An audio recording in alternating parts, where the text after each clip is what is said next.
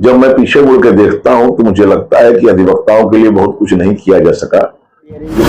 हमारे विरोधी तो कहते हैं कि आपने किस हैसियत में उनको वकील रखा, दबाव में कर दीजिए, साइन कर दीजिए, साइन कर दीजिए, साइन। मैंने साइन कर दिया, न उसको देखा न पढ़ा। बार काउंसिल ऑफ इंडिया से उन्हें फोन गया कि आप श्रीनाथ त्रिपाठी का पक्ष। नमस्कार, मैं हूँ राजन झा और आप देख रहे हैं राठ24। साथियों, इस वक्त मैं वाराणसी में हूँ और हमारे साथ जो हैं बार काउंसिल ऑफ इंडिया के को अध्यक्ष श्रीनाथ त्रिपाठी जी हैं। और हम आपको बता दें कि पिछले दिनों इनको बार काउंसिल के सदस्य पद से इनको हटा दिया गया था। इस पर हमारे खास सहयोगी सिमूर्ति दुबे के साथ रिपोर्ट आप देखें। दोस्तों नमस्कार, इस वक्त हम हैं जाने माने अधिवक्ता श्रीनाथ त्रिपाठी के साथ और आप जो है उत्तर प्रदेश बार काउंसिल के सदस्य हैं। बार काउंसिल ऑफ इंडिया के भी आप सदस्य रहे, बार काउंसिल ऑफ इंडिया में को चेयरमैन रहे। लेकिन कुछ दिनों पहले Allahabad high court bar council के तरफ से एक सभा आयोजित हुई थी। उस सभा में आप बार काउंसिल ऑफ इंडिया के तरफ से स्पीच दे रहे थे और उस स्पीच में कुछ ऐसी बातों का आपने जिक्र किया जिसके बारे में आपसे खुद जानेंगे। और वो स्पीच के जो कुछ ऐसे जो है पैराग्राफ थे या उसको आप कह सकते हैं कुछ ऐसे अंश थे जो बार काउंसिल ऑफ इंडिया को नागवार गुजरा।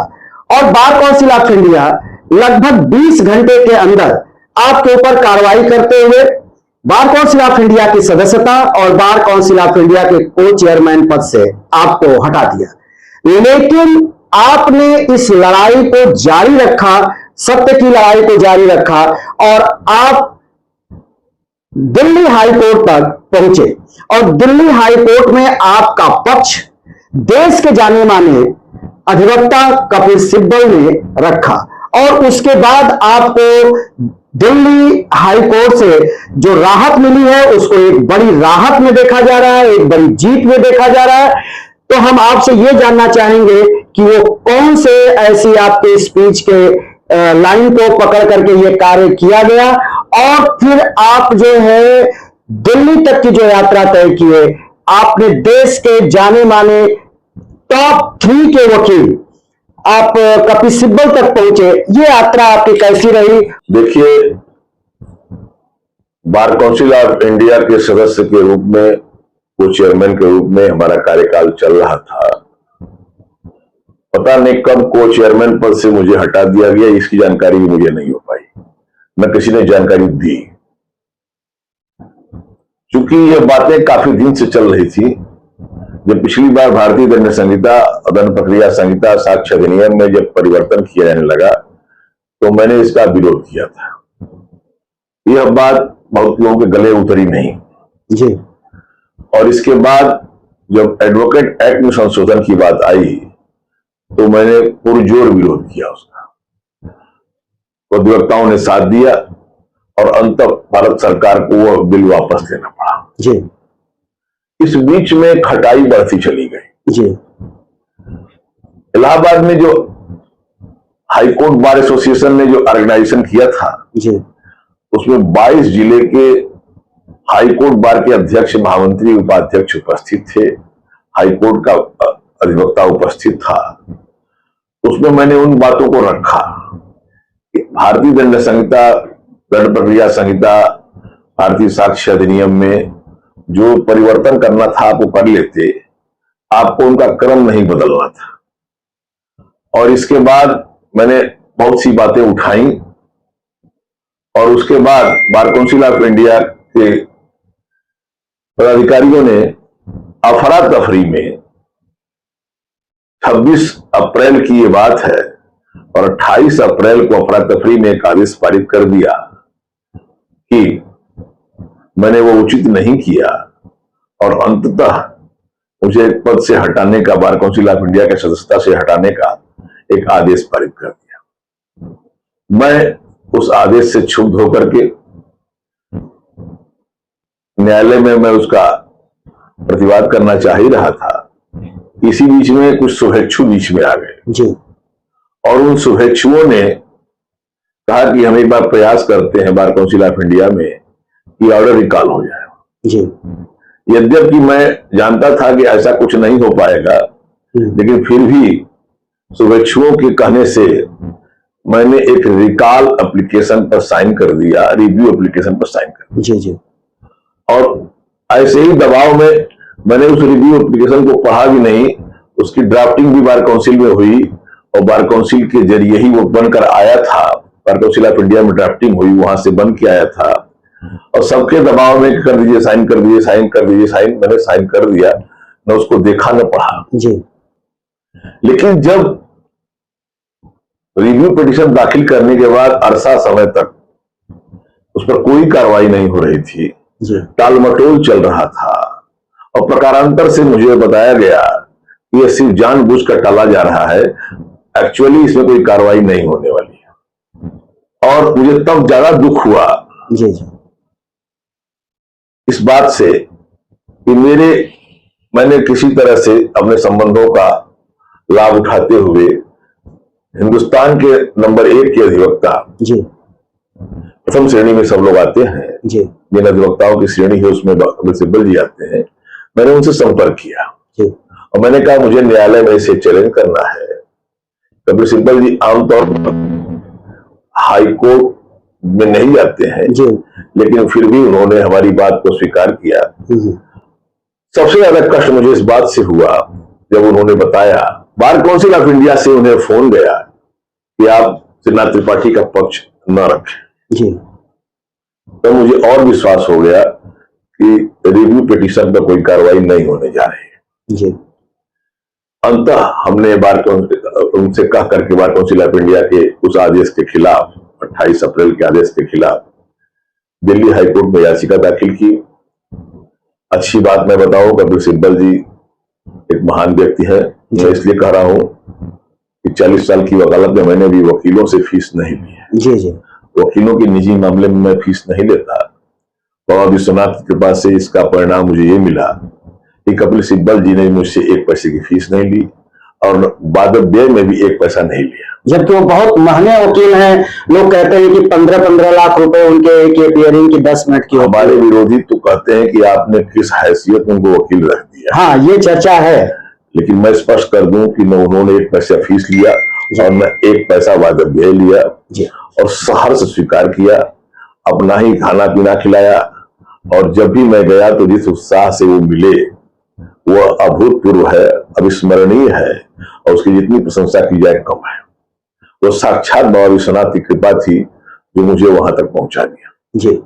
कपिल सिब्बल जी ने बड़ी मेहनत की और अंततः यह याचिका दिल्ली हाईकोर्ट में प्रस्तुत हुई, लंबी बहस हुई। दूसरा दुख मुझे तब हुआ, जिस रिव्यू पिटीशन को बार काउंसिल ऑफ इंडिया में तैयार कराया गया था, जिसे मैंने न देखा था न पढ़ा था, जबकि यद्यपि मैं रिव्यू चाहता था हो जाए, बात खत्म हो, घर की बात घर में रह जाए, लेकिन रिव्यू में कंटेंट्स क्या थे ये मैंने न देखा न पढ़ा जी। और उसमें बहुत सी बातें ऐसी लिख दी गई जो बहुत न्यायोचित नहीं थी। उस रिव्यू पिटीशन का जो निजी मामला था, जब कोर्ट में सुनवाई चल रही थी तो बार काउंसिल के अधिवक्ता महोदय ने उस रिव्यू पिटीशन को पढ़ना शुरू कर दिया और उसमें जो शब्द लिखे गए थे वो एपोलॉजी टाइप के थे, सॉरी टाइप के थे। वो ये दिखाना चाह रहे थे कि यद्यपि बार काउंसिल ऑफ इंडिया ने जो बर्खास्तगी का निर्णय था 28 अप्रैल का, उसमें सुनिश्चित प्रक्रियाओं का अनुपालन नहीं किया है, फिर भी रिकॉल एप्लीकेशन में ये बातें कही गई हैं। तो माननीय न्यायमूर्ति ने ये कहा कि आप उन कमियों को क्यों छिपा रहे हैं, उन्हें उजागर होने दें। और अंततः आपने देखा कि माननीय उच्च न्यायालय दिल्ली ने मुझे स्थगन दिया और 28 अप्रैल का बार काउंसिल ऑफ इंडिया का आदेश स्थगित कर दिया और मैं पुनः बार काउंसिल ऑफ इंडिया के सदस्य के पद पर पुनर्स्थापित हो गया। एक बात यह है सर कि आप स्पष्टवादिता के लिए जाने जाते हैं और अधिवक्ताओं के हित की लड़ाई आप लगातार लड़ते हैं, लोअर कोर्ट से लेकर हाई कोर्ट इलाहाबाद हो या फिर जो है बार काउंसिल ऑफ इंडिया तक, पूरे देश के अधिवक्ताओं की आप आवाज बनते हैं। ऐसे में जब आप आवाज बन रहे हो, तो क्या इस तरह के जब व्यवधान आपके रास्ते में आ रहा हो, तो कहीं ना कहीं आप सोचने पर मजबूर अब होंगे आगे कि कहीं ये स्पष्टवादिता आपकी जारी रहेगी या कहीं इसमें रुकावट आने का अंदेशा है? देखिए, अधिवक्ताओं ने चुना है बार काउंसिल में, चाहे उत्तर प्रदेश हो या बार काउंसिल ऑफ इंडिया का पद हो। जब मैं पीछे मुड़ के देखता हूं तो मुझे लगता है कि अधिवक्ताओं के लिए बहुत कुछ नहीं किया जा सका जो किया जा सकता था। जी। जब हमारी सर्वोच्च संस्था सरकार से अपनी बात रखेगी नहीं, सरकार के सामने तन के खड़ी नहीं होगी, सरकार जब तक यह नहीं समझे कि अधिवक्ता वर्ग भी एक वर्ग है, जी, तब तक सरकार कुछ करने वाली नहीं है। मुझे याद है वर्ष 2014 में जब हमारे प्रधानमंत्री जी मुख्यमंत्री हुआ करते थे, तो उन्होंने देश के अधिवक्ताओं की एक सभा गुजरात में महात्मा मंदिर में गांधीनगर में बुलवाई। जी जी। मैं भी उपस्थित था और हमारे नरेंद्र मोदी जी ने कहा कि हमारे जो अच्छे दिन आएंगे तो अधिवक्ताओं के भी अच्छे दिन आएंगे।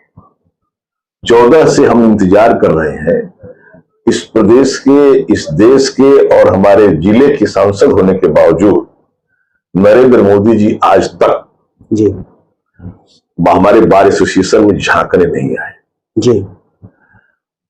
और वकील शब्द का उच्चारण भी उन्होंने नहीं किया। इस बीच में एक बार भी वकीलों की तरफ ध्यान नहीं दिया। जब जब मैं इसके लिए उठकर आवाज उठाता हूं, तब तब मुझे दबा दिया जाता है। सत्ता का व्यक्तिगत लाभ तो मिल सकता है जी, लेकिन सार्वजनिक लाभ हम दिलाने में सक्षम नहीं रहे। जी जी। हमारे अधिवक्ता समाज को न मेडिकल फैसिलिटी मिल पाई, न उनका इंश्योरेंस कहीं से हो पाया जी। और किसी भी तरह का उनके जीवन निर्वाह के लिए जो अक्षम अधिवक्ता है, नवागत अधिवक्ता है, या जो अपना मेडिकल का दायित्व नहीं उठा सकते, जो अपना खर्च वहन करने में कठिनाई जिन्हें हो रही है, ऐसे अधिवक्ताओं के जीवन को सुरक्षित संरक्षित करने के लिए हम कुछ नहीं कर पा रहे। आपने जो ये संघर्ष किया, इस संघर्ष की जो बात आई थी, आप हमको करेक्ट करिएगा, आपने जिस जज के बारे में आपने बोला था, उस जज के को लेकर के सुप्रीम कोर्ट ने खुद ही कह दिया है कि इनको इस्तीफा दे देना चाहिए, लेकिन वो इस्तीफा नहीं दे रहे हैं। अब महाभियोग की तैयारी चल रही है, प्रधानमंत्री और राष्ट्रपति को सुप्रीम कोर्ट ने लेटर लिख दिया है।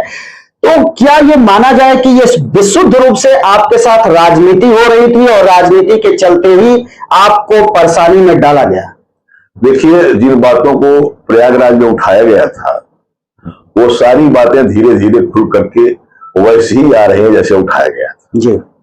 वर्तमान चीफ जस्टिस ऑफ इंडिया ने भी अपने एक वक्तव्य में संकेत कर दिया है कि ऐसा नहीं होना चाहिए था जी। अब चीजें ऐसे मोड़ पर आके खड़ी हैं जहां पर महाभियोग के अलावा कोई विकल्प दिखता नहीं, जबकि सभी यह चाहते हैं कि ऐसी स्थिति आने के पहले जी उसका कोई और निराकरण निकल जाए। जी। लेकिन महाभियोग से बहुत सी बातें ऐसे उठेंगी जो नहीं उठनी चाहिए। जी। सबसे बड़ी बात, आज तक जो आरोपित व्यक्ति है उन्होंने आकर के फोरम पर ऑफिशियल अनऑफिशियल अपनी बात नहीं कही जी, ताकि दूसरा पक्ष भी आए और हम सब उस पर विचार करें। एक मैं सुन रहा था, एक ऐसे ही पिटीशन की बात चली तो बताया गया कि साहब वो इतने ऐसे तो थे नहीं कि जो नौकर के कमरे में पैसे रखते। जी। तो नहीं रखते तो इसको बता दें। जी। तो ये बात अभी आई नहीं जी। इसलिए अब तक तो चीजें एक तरफा ही हैं जी। और इस तरफा भी बहुत सी बातें बताई नहीं जा रही हैं। वो पैसा किसका था, कहां से आया, किसने रखा, ये बातें तो प्रकट हो सकती हैं क्योंकि दिल्ली में हर कदम कदम पर सीसी कैमरे लगे हो। जी बिल्कुल। बहरहाल इसको छिपाया जा रहा है, लेकिन इससे सम्मान नहीं बढ़ा न्यायपालिका का। न्यायपालिका को बहुत चोट लगी है, हम सब उसके अंग हैं। हम नहीं चाहते कि न्यायपालिका देश की कमजोर हो, लेकिन मजबूरी है। ऐसी बातों को अगर हम नहीं उठाएंगे तो उठाएगा कौन? सर, एक आपके तरफ से जो अधिवक्ता वहां हाई कोर्ट में अपना पक्ष रख रहे, आपका पक्ष रख रहे थे, उन्होंने एक जिक्र किया कि ये जो श्रीनाथ त्रिपाठी के साथ किया गया है, ये राजनीतिक तौर पर किया गया है, क्योंकि श्रीनाथ त्रिपाठी खुद जो है बार काउंसिल ऑफ इंडिया के चेयरमैन पद के उम्मीदवार थे, वो नामांकन करना चाहते थे। और जो बार काउंसिल ऑफ इंडिया के मौजूदा चेयरमैन हैं, वो कई बार से चेयरमैन होते आ रहे हैं, तो कहीं ना कहीं उनके मन में ये डर था कि अगर ये नामांकन करेंगे तो लड़ाई हमारी बढ़ जाएगी, या तो हो सकता है कि त्रिपाठी जी ही जो है बार काउंसिल ऑफ इंडिया के चेयरमैन हो जाएंगे। देखिए, मैं स्पष्ट कर दूं आपको, किसी भी स्थिति में कोई विपक्ष बनाना नहीं चाहता अपना, कोई अपना विपक्ष नहीं बनाना चाहता किसी भी स्थिति में। और अब एक नया प्रयोग आ गया कि विपक्ष को कुचल दो जी। इस प्रयोग के तहत ही मेरे पर प्रहार हुआ, क्योंकि दुर्भाग्य से या सौभाग्य से बार काउंसिल ऑफ इंडिया एक पार्टी विशेष से जुड़ गई जी, जबकि वहां का आम सदस्य आज भी विभिन्न पार्टियों से जुड़े हैं, मत के हैं, लेकिन वो चुप रहते हैं, वो नहीं चाहते कोई रिस्क उठाना जी।